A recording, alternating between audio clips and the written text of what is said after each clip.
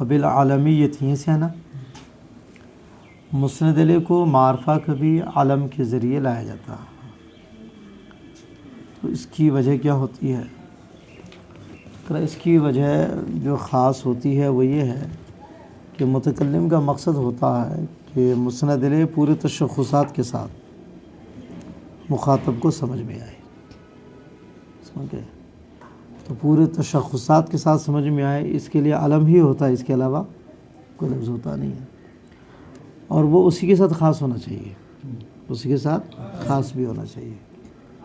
تو یہ دونوں قیدوں کے ساتھ وہی معرفہ ہوتا ہے جو صرف علم ہو، کہ پورے تشخصات کو شامل ہوتا ہے اور وہ اسی کے ساتھ خاص بھی ہوتا ہے۔ دیکھیے، وبالعالمیت اے تعریف المسند الیہ بایرادہ علما، مسند الیہ کو معرفہ لانا علم پیش کرنے کے ذریعے۔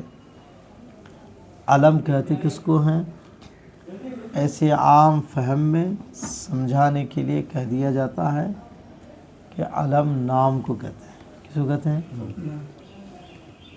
تو صحیح تعریف کیا ہے تو وہ کر وَهُوَ مَا وُضِعَ لِشَيْءٍ مُعَيَّنٍ مَعَ جَمِيعِ مُشَخَّصَاتِهِ، علم وہ لفظ ہے جو وضع کیا گیا ہو متعین چیز کے لیے اس کے جملہ تشخصات کے ساتھ۔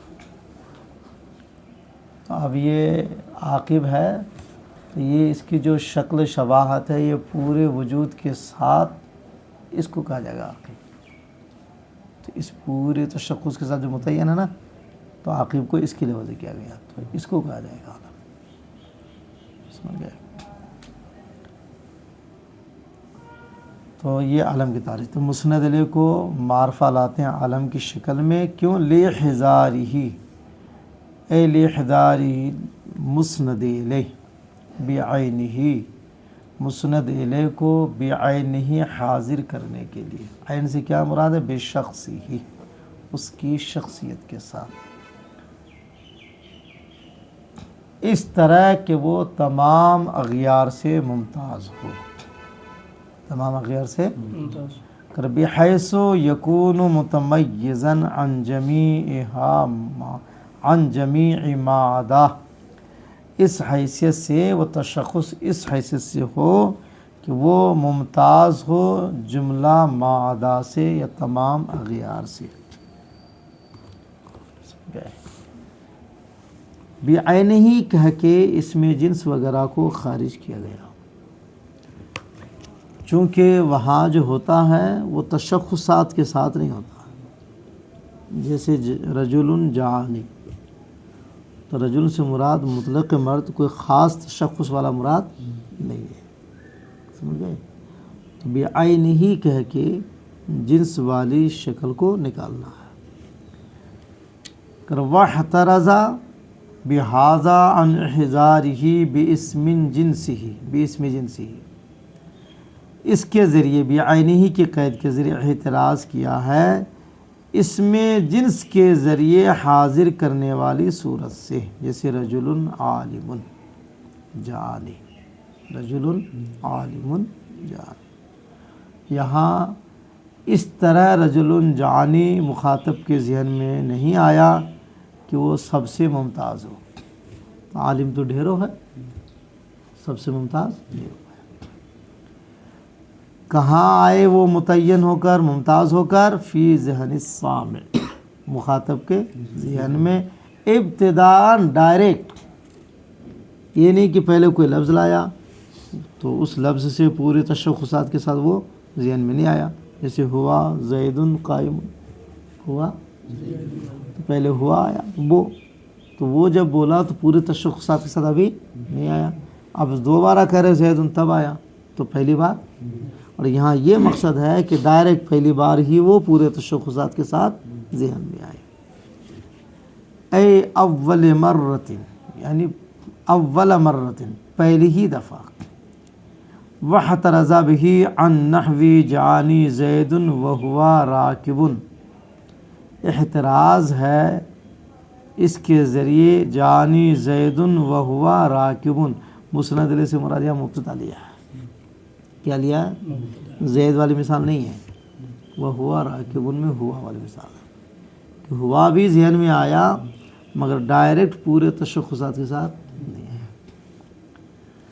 بِاسْمٍ مختصٍ بھی، یہ مسند علیہ کو مخاطب کے ذہن میں ان کے جملہ تشخصات کے ساتھ حاضر کرنا ہے، مگر ایسے اسم کے ذریعے کرنا ہے جو اسم اس مسند علیہ کے ساتھ خاص ہو.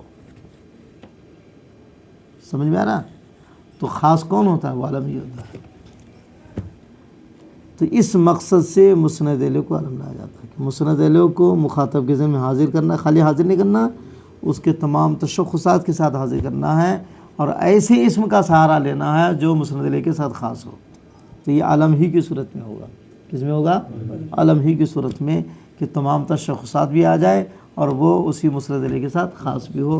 تو یہ صرف اور صرف علم کی صورت میں ہوگا. ابھی اسم مختص بھی بالمسند علیہ، یعنی مسند علیہ کے ساتھ وہ اسم خاص ہو. اس طرح خاص ہو کہ جب وہ بولا جاتا ہے اس وضع کے ساتھ تو دوسرے پر اس کا اطلاق نہیں ہوگا. جیسے عاقب بولا جائے گا تو ان کے گھر والوں نے جو رکھا ان کا نام، تو ان کے گھر والوں کی جو وضع ہوئی ہے اس وضع کے اعتبار سے عاقب صرف اسی پر بولا جائے گا اور کسی پر نہیں. مقبول بولا جائے گا تو صرف یہی مراد ہوگا، کوئی دوسرا نہیں ہوگا. اگر بحیث لا یطلق باعتبار حاضل الوضع، اس طرح سے مختص ہو کہ اس وضع کے اعتبار سے اس کے علاوہ غیر پر وہ بولا نہ جائے.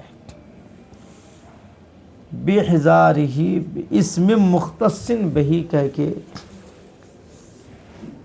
ضمیر متکلم اور ضمیر حاضر سے احتراز ہے. ضمیر متکلم، ضمیر حاضر، اسم اشارہ، اسم موصول، معرف باللام، اضافت کے ذریعے جو معرفہ ہوتے ہیں، ان سب سے اعتراض ہے. کیوں؟ اس لیے کہ یہ سب کسی خاص آدمی کے ساتھ مختص نہیں ہے. اسم موصول معرفہ کا کام تو کرتا ہے، اسم اشارہ بھی کرتا ہے، ضمیر بھی کرتی ہے، سمجھ گئے، لیکن یہ کسی خاص کے لیے وضع ہوا ہی نہیں ہے. جیسے انا کی ضمیر ہے تو انا کی ضمیر کیا ہے؟ آپ کے لیے خالی وضع ہے. اگر آپ کے لیے وضع ہے تو پھر میں بول ہی نہیں سکتا کبھی انا. سمجھے؟ اسی طرح حاضر کی ضمیر صرف آپ کے مخاطب کے لیے نہیں ہے، ان کا مخاطب ہے تو یہ بھی کہے گا انتا، یہ اپنے مخاطب کو انتا کہے گا. تو انتا کسی خاص کے لیے وضع نہیں ہوا ہے. تو وہ خاص ہو وضع کے اعتبار سے. کس کے اعتبار سے؟ تو یہ قید لگا کے نکال دیا ضمیروں کو. سمجھ گئے؟ یہ سب مخاطب، اسم اشارہ تھا، اس سے بھی معرفہ کا ہوتا ہے مگر کسی خاص کے لیے وضع نہیں ہوا. حاضہ کے ذریعے ہم جس طرح اس کی طرف اشارہ کر سکتے ہیں، ان کی طرف بھی کر سکتے ہیں. یہ حال الف لام اضافت والی صورت میں ہے کہ ان سب سے بھی معرفہ کا کام ہوتا ہے مگر یہ وضع کے اعتبار سے کسی ایک کے لیے خاص نہیں ہے. سمجھ گئے؟ وَاحْتَرَزَ بِهِ عَنْ احْتِرَازِهِ بِضَمِيرِ الْمُتَكَلِّمِ، اس بِاسْمٍ مختصٍ بِهِ کے ذریعے احتراز کیا ہے ضمیر متکلم، مخاطب، اسم اشارہ، اسم موصول، معرف بلام الاحد، اضافت وغیرہ کے ذریعے جو مسند علیہ کو ذہن میں حاضر کیا جاتا نا، اس سے احتراز کیا. اتنے قیود کیوں بڑھا رہے ہیں؟ بعینہ و اسم مختص بہ ابتداء. تو کہہ رہے یہ سب قیود بڑھا رہے ہیں عالمیت کے مقام کو بتانے کے لیے. کیا بتانے کے لیے؟ کہ عالمیت کو دیگر چیزوں پر اس اعتبار سے فوقیت حاصل ہے کہ اس طرح کوئی بھی معرفہ ذہن میں مخاطب کے ذہن میں نہیں آ سکتا. یہ عالمیت ہی ہے. وَهَٰذِهِ الْقُيُودُ لِتَحْقِيقِ مقام العالمیت، یہ سارے قیود مقام عالمیت کو ثابت کرنے کے لیے. ورنہ آخری قید جو تھی بِاسْمٍ مُخْتَصٍ بِهِ، یہی کافی تھا کہ مسند علیہ کو مخاطب کے ذہن میں حاضر کرنا ایسے اسم کے ساتھ جو مسند علیہ ہی کے ساتھ خاص ہو. تو اس میں تشخص وغیرہ سب آ جاتا، تشخص وغیرہ سب آ جاتا، لیکن سارے قیود بیان کر رہے ہیں تو صرف اس کے مقام و مرتبہ کو بتانے کے لیے وہی کہہ رہے ہیں۔ وَإِلَّا ورنہ فالقید الأخیر مغن عما سبق، ورنہ آخر والی قید ہی باقی سب سے بے نیاز کرتی ہے۔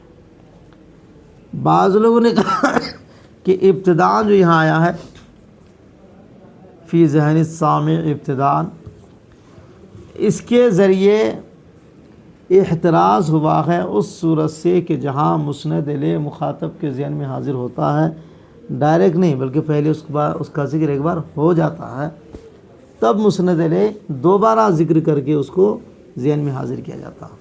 تو ابتداء کہہ کے یہ ثانوی والے درجے کو خارج کرنا، ثانوی والے درجے کو خارج کرنا۔ بعض لوگوں نے یہ کہا جسے ضمیر غائب میں ہوتا ہے، ضمیر غائب میں پہلے مرجع کا کہیں ذکر ہوگا پھر آپ ضمیر غائب لائیں گے، ڈائریکٹ ضمیر نہیں لا سکتے، سمجھ گئے؟ ضمیر بعد اظہار ہی ہوتا ہے، یعنی کسی چیز کا ذکر پہلے ہو گیا، اب دوبارہ ذکر کرنا چاہتا اب ضمیر کے ذریعے ذکر کیجئے، سمجھ گئے؟ تو یہ اولاً نہیں، ابتداءً مخاطب کے ذہن میں نہیں آ رہا ضمیر کے ذریعے بلکہ ثانویاً آ رہا ہے۔ اسی صورت سے اعتراض کرنے کے لیے ابتداءً کی قید لگایا ہے۔ کہا گیا ہے اس کے اپنے قول ابتداءً کے ذریعے اعتراض کیا ہے عن الاحضار بشرط تقدم ذکری، ما قبل میں ذکر کی شرط کے ساتھ جو حاضر کیا جاتا ہے نا، اس حاضر کرنے سے اعتراض کرنے کے لیے، جیسے ضمیر غائب میں اور اس معرفہ میں جس کو الف لام عہد کے ساتھ معرفہ بنایا۔ الف لام عہد کے ذریعے معرفہ کب بنائیں گے؟ پہلے اس کا ذکر ہو گیا ہو، پھر اس کے بعد الف لام عہد کے ذریعے دوبارہ جب ذکر کریں اس کو معرفہ کریں گے۔ اسی طرح غائب کی ضمیر کب لائیں گے؟ جب مرجع کا ذکر پہلے ہو گیا ہو پھر غائب کی ضمیر لائیں گے۔ یہ ثانویاً ضمیر کے ذریعے جو مخاطب کے ذہن میں مسند الیہ آ رہا ہے، اولا نہیں آ رہا، ثانویاً آ رہا۔ انہی صورت کو خارج کرنے کے لیے ابتداء کی قید لگائی کہ فَإِنَّهُ يُشْتَرَطُ تَقَدُّمُ ذِكْرِهِ، اس لیے کہ اس میں اس کے ذکر کا مقدم ہونا ضروری ہے۔ اور اسی طرح موصول، اس سے بھی اعتراض ہے، کیوں؟ فَإِنَّهُ يُشْتَرَطُ تَقَدُّمُ الْعِلْمِ بِالصِّلَةِ، اس میں بھی صلہ کا علم پہلے ہونا ضروری ہے۔ وَفِيهِ نظر، اس میں نظر ہے۔ کیا نظر ہے؟ اگر یہ بال کی کھال نکالتے ہوئے اس طرح کہیں گے کہ نہیں غائب میں یہ ضروری ہوتا ہے کہ پہلے اس کا مرجع کا ذکر ہو گیا تب ضمیر آتی ہے، الف لام عہدی کے لیے ذریعے معرفہ بنانے کے لیے ضروری ہے کہ اس کا جو مسند الیہ کا ذکر ہے نکرہ کی شکل میں پہلے ہو گیا ہو تب الف لام عہد کے ذریعے لانا ہے۔ اس میں موصول کا استعمال وہاں ہوگا جب صلہ کا علم پہلے ہو گیا۔ تو کہہ رہا میرے بھائی تو یہ تو ہر چیز میں ہوگا پھر، ہاں؟ اب اگر ہم نہیں جانتے کہ یہ عاقب ہے تو ان کو عاقب کہہ کے بلا سکتے تھے؟ تو پہلے ہم کو جاننا پڑا کہ عاقب کا لفظ اس کی تشخص کے لیے وضع ہوا ہے، تو علم کے ذریعے مسند الیہ کو سمجھنے سے پہلے اس کی وضع کو سمجھنا ہوگا کہ اس لفظ کی وضع ان کے لیے ہوئی ہے اس تشخص کے لیے، سمجھ گئے؟ تو اس طرح اگر کرتے جائیں گے تو ہر ایک میں ضروری ہو جائے گا۔ انا کے لیے ضروری ہے کہ یہ سمجھنا ہوگا کہ انا یہ متکلم کے لیے وضع ہوا ہے، انتا یہ حاضر کے لیے، اس کا علم تو پہلے چاہیے نا، تب نہ سمجھیں گے کہ انتا سے اسی کو کہہ رہا ہے۔ تو اگر اس طرح کہیں گے کہ پہلے ذکر ہو جاتا ہے اس میں اور اس میں، تو اس طرح تو پہلے ذکر ہر ایک میں ہوتا ہے، میں کہہ رہا اس میں نظر ہے۔ کیوں؟ لِأَنَّ جَمِيعَ طُرُقِ التَّعْرِيف كَذَلِكَ، اس لیے کہ معرفہ کے جتنی طریقے ہیں یہ سب کا حال تو یہی ہے۔ حَتَّى الْعَلَمَ فَإِنَّهُ مَشْرُوطٌ بِتَقَدُّمِ الْعِلْمِ بِالْوَضْعِ، یہاں تک کہ علم میں بھی وضع کے علم کا پہلے ہو جانا شرط ہے۔ تو پھر علم کے ذریعے بھی جو ہے اولن کا علم ہوگا ثانوین ہو جائے گا۔ کا خادم صاحب آگے کا کون خادم، تو اب وضع پہلے بتانی پڑے گی ان کو، حالانکہ علم بولا گیا سمجھ بھی نہیں پا رہا وہ، تو علم ہی سے اولن علم حاصل ہو جائے گا، کہاں ہو رہا؟ تو یہ قید لگانا کہ اس کو موصول کو فلاں فلاں کو اس لیے خارج کیا جاتا ہے کہ وہاں اولن نہیں ہو رہا پہلے ان کا علم ہوتا ہے، تو علم میں بھی تو ایسا ہوتا ہے۔ اس لیے یہ قید لگانا جو بعض لوگوں نے کہا کہ ان چیزوں سے اعتراض کیا گیا ہے، یہ بات صحیح نہیں ہے۔ بس